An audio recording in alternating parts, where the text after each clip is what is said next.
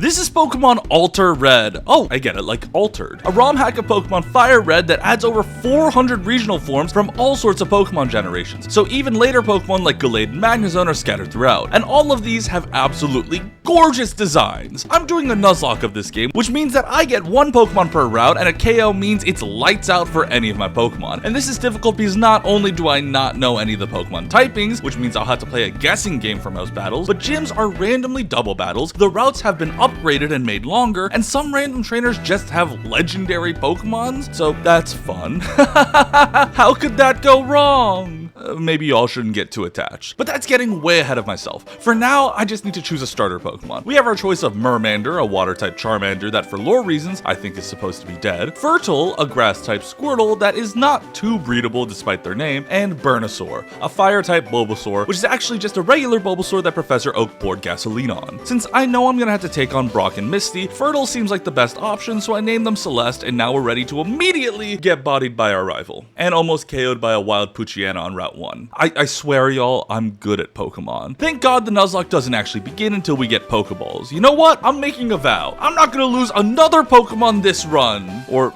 well, I can at least do 2 gyms. But speaking of Pokeballs, it's time to actually catch some critters. We managed to get a fairy-type Poochyena named Nevada, a flying-type Bagon named Purple, and a grass-type Feebas named Aho. Now that we have options, the rematch with our rival Dildon goes much better. We can do something called Switching Pokemon. I know. Hold your applause for my advanced tactical brain, and try not to be too loud in front of this poison-type Psyduck. They look like they're going through something. To take home the W, Nevada goes toe-to-toe with Burnosaur, but we barely survive. But hey, my promise holds strong. We just need to really be careful. For now though, we make our way through Viridian Forest and all these goofy bug types. I mean, look at these. It's hard to take them seriously, but I do love the design of this cute little Corsola. And that leads us to Pewter City. To our surprise, the gym has been replaced with a cave where we can both train and catch new Pokemon, such as Key, the Magnemite, and it's good to have an Ice type, even if they won't be too useful here. To fight the Rock Pokemon in Brock's gym, our game plan is simple.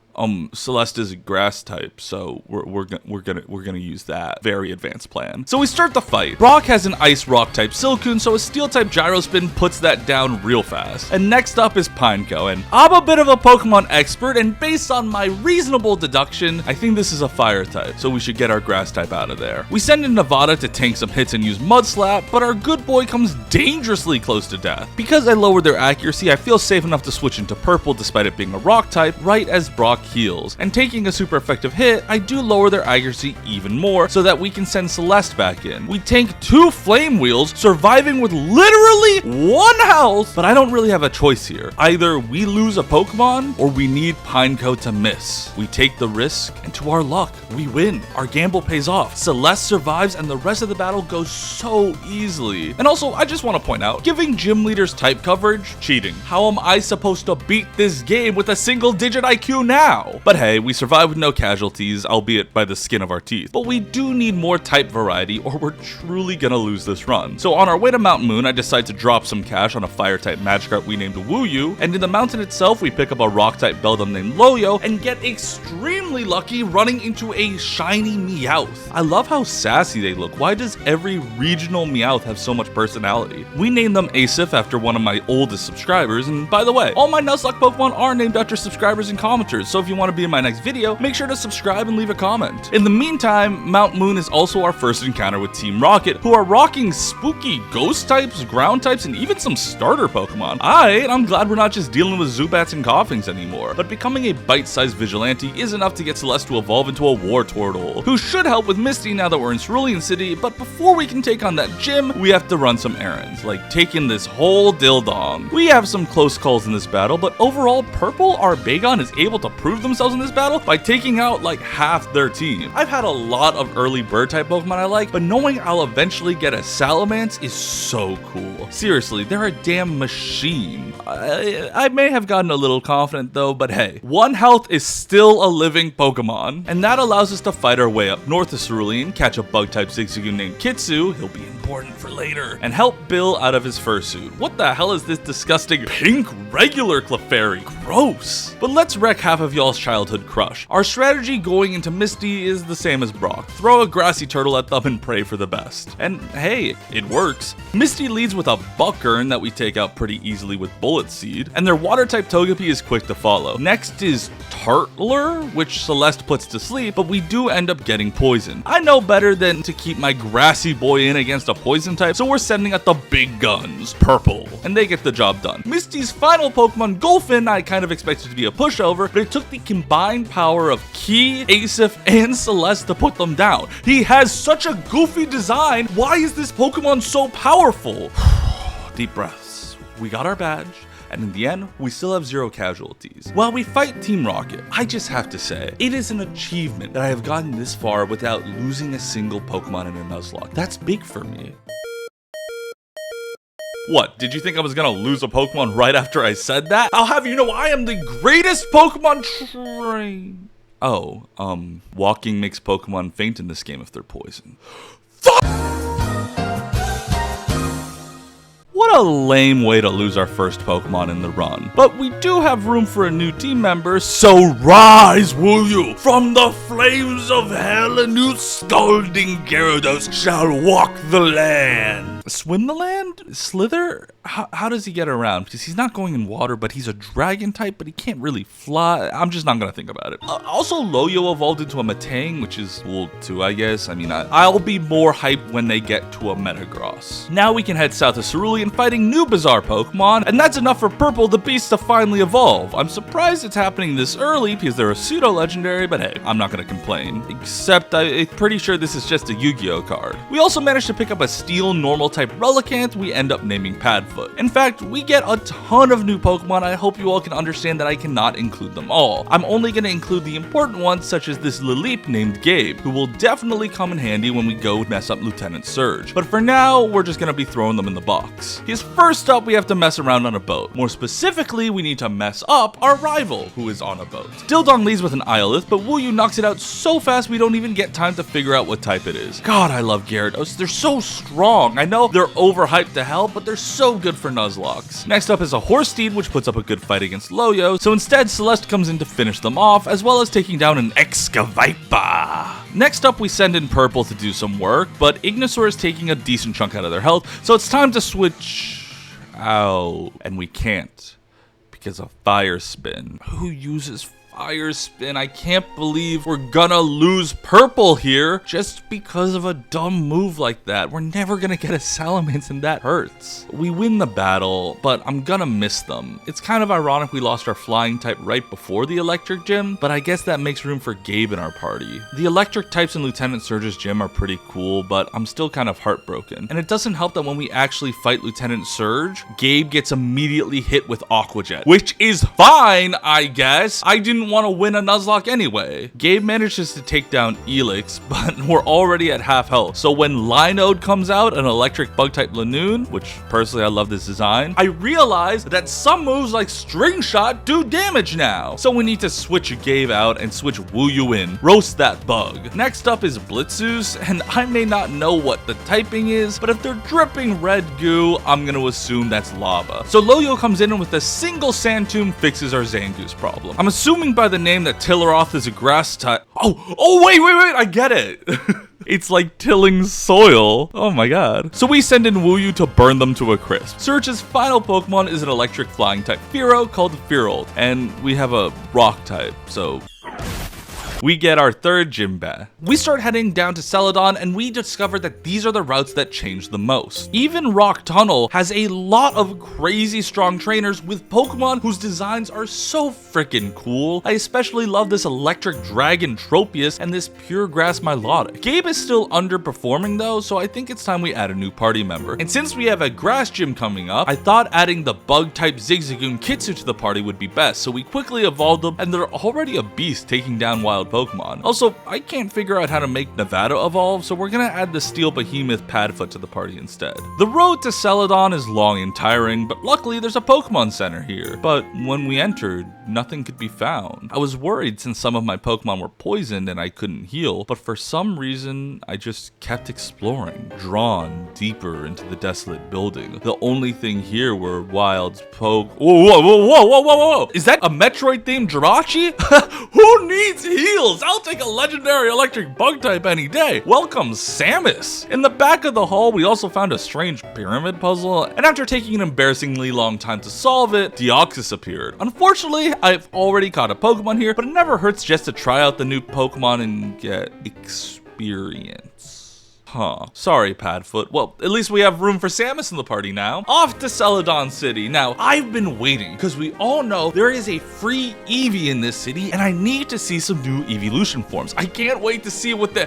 Oh, it's a Railu. Well, that's good too. Meet Pulse, the Dark and Poison type. They're not ready for Erika's gym because they're still pre-evolved, but that doesn't matter because we have 2 killer electric bug types and a flaming Wooyu. So we should be pretty good, especially when the most dangerous Pokemon these trainers have are things like Kiss-Cash and... Okay, well, I like Ladisire a lot, actually. And hey, Asif also gets to evolve, which is hype. They're one of the oldest Pokemon we have, and I love fancy Persians. They're also shiny, which automatically makes me adore them. So we buckle up for our next gym, and to our surprise, it's a freaking double battle. Yeah, I didn't know this, but apparently a bunch of the boss fights in this game turned into double battles. No matter, well, I mean, you all probably know because I said so in the beginning of this video, but this was a big surprise for me. I wasn't prepared. It doesn't really matter though, because between our jacked up Jirachi and Gyarados, they're so ripped that it's literally a storm of fire and locusts upon Erika's team. The most I can say about her grass types is that they were pretty. Emphasis on were. Next up is the gambling den, so we can give the kick to Team Rocket for good. And since Kitsu has contributed literally almost nothing to this run, we decided to start trading Pulse against all of these Rocketmons. It's time for the big boss though, Giovanni. And I won't lie, I was a little underwhelmed. I mean, they're the boss of Team Rocket. I expected them to have more than a tangled mess of wire Tangela, a robot Dodrio, and apparently he took that personally because he released this disgusting, woven together amalgamation of several Pokemon. Was this the challenge I was waiting for? It surely won't be easy to just confuse them, hit them with a critical hit, and then they die without ever doing damage to Asif. Huh. Well, next stop is Lavender Town for another run-in with Dildon, which we also finish off pretty easily. No more bodies to add to the tower. Next, we reorphan some pathetic Cubone and encounter...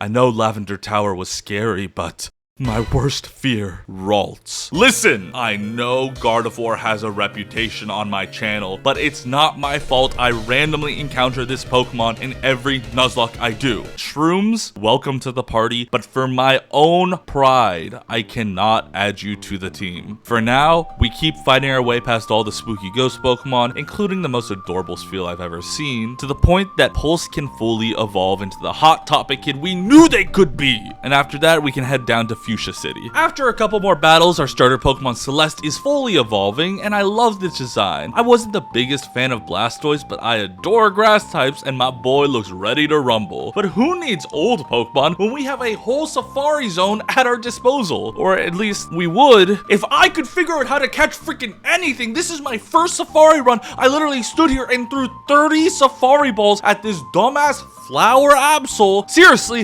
why is this thing so damn hard to catch? Deep breaths. We do get a couple prizes though. Most notably is a fighting type Mudkip named Flowers and a brand new Eevee named Pastel. It's good we got some new blood on our team because we're gonna have to bench Celeste and Asif since Koga is rocking poison type Pokemon. And I don't know if you know this, grass and fairy types ain't the way. Instead, we have an Eevee, and I know that using a Moonstone turns them into a steel type. And I love this design. I just wish we, well, had a steel type move.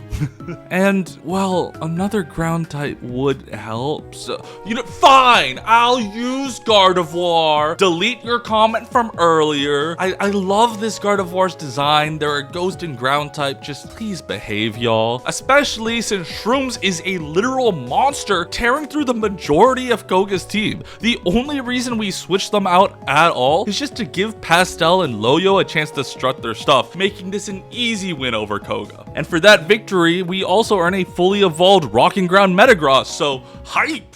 We do have to make some cuts to the team because we have 8 Pokemon we use. For now, we decide to leave Asif in the box because Shrooms is such a monster and I can't lose my shiny. And we switch Pastel for Celeste. We have to keep the starter Pokemon in the party. It's the rule. Next up, we head to Saffron City to stop Team Rocket from disrupting a billion-dollar corporation. Because remember, corporations are our friends. Wait, never mind. And hey, if you ever get nervous during a domestic terrorist attack, just remember that good old Dildon thinks that this is the perfect place to have a rival battle. So let's beat some sense into them. A lot of their Pokemon look formidable, but they're so severely underleveled that my team is pretty easily able to wipe them out just by spamming Earthquake. How did I end up getting overleveled? Did I do something out of order? I actually don't know. But hey, I'm not gonna complain if this battle's a breeze. So we begin our battle with Giovanni, and to our surprise, his Pokemon are also pretty weak. I checked, and we didn't do battles out of order, so I'm just gonna enjoy my superpowered Batman Lucario wiping all of Giovanni's team till we get hit by Fire Spin. My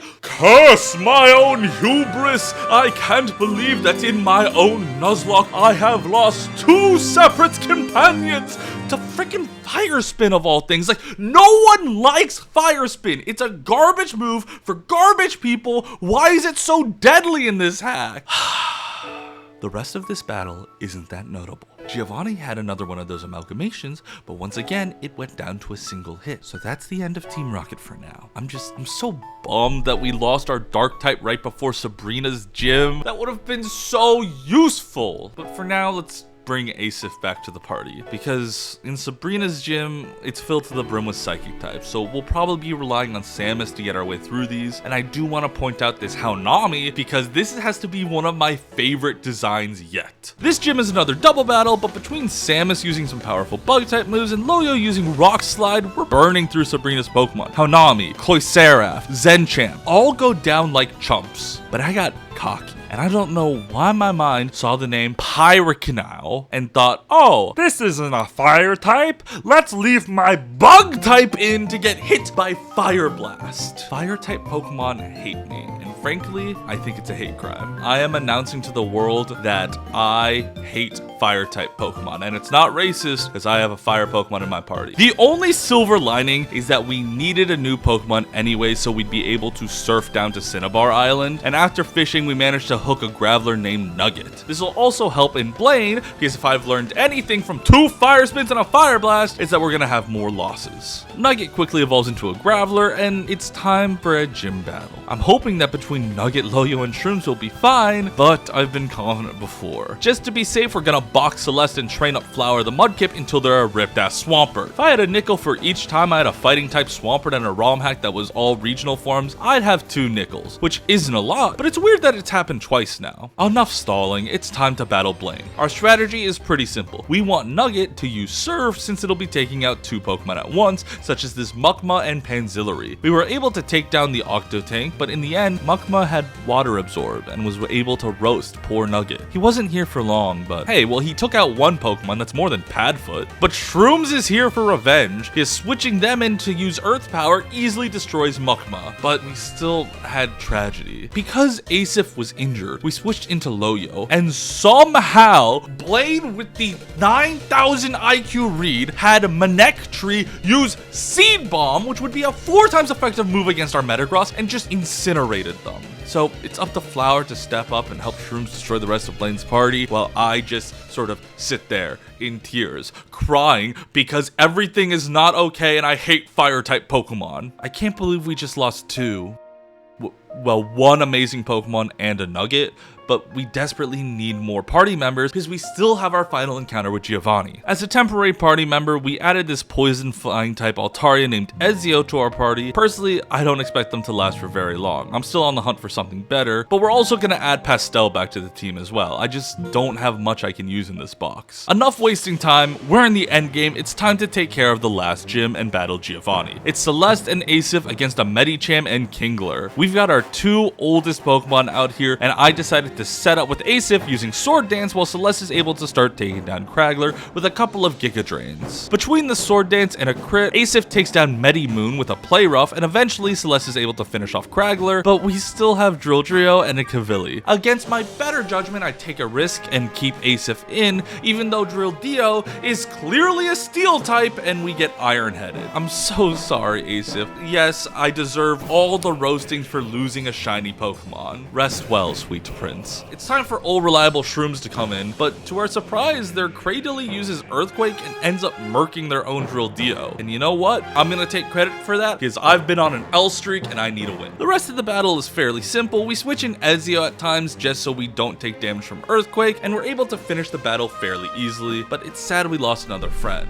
Just don't have a lot of decent Pokemon left. So it's lucky that after destroying our rival really fast, we're able to catch one last Pokemon before the Elite Four, a Fairy-type Dratini named Azzy, and right away we're able to evolve them fully, thanks to, you know, shoving a bunch of rare candies down their gullet, and we make our way through Victory Road fighting legendary Pokemon for some reason to get us ready for the Elite Four. We're in the end game. As a last minute party change, we're gonna box Enzio since they haven't really done much, and I just think Pastel is gonna be a better matchup for all the Elite Four's typings. Also, their design is really pretty. First up is Lorelei, and while they have a bunch of deadly ice types like this Probopass and Torkoal, we have a Wooyu. So I didn't know this would be a double battle, so we need to get Shrooms the hell out of there, but at least we managed to take out their psychic type Torkoal first. Next, we're gonna switch in Flower because like half of all Pokemon types, they're super effective against ice. Between these three, we're able to finish off the rest of Lorelei's team, but I have to say, I adore this Miss Magius's design. It's just very gender. I just like ice and ghost type. It's one of my favorite typings because, well, we only have one and Frostlass needs some friends. And listen, I've done a lot of Gen 1 Nuzlocks, but no matter how many fan games and ROM hacks I play, one thing is consistent.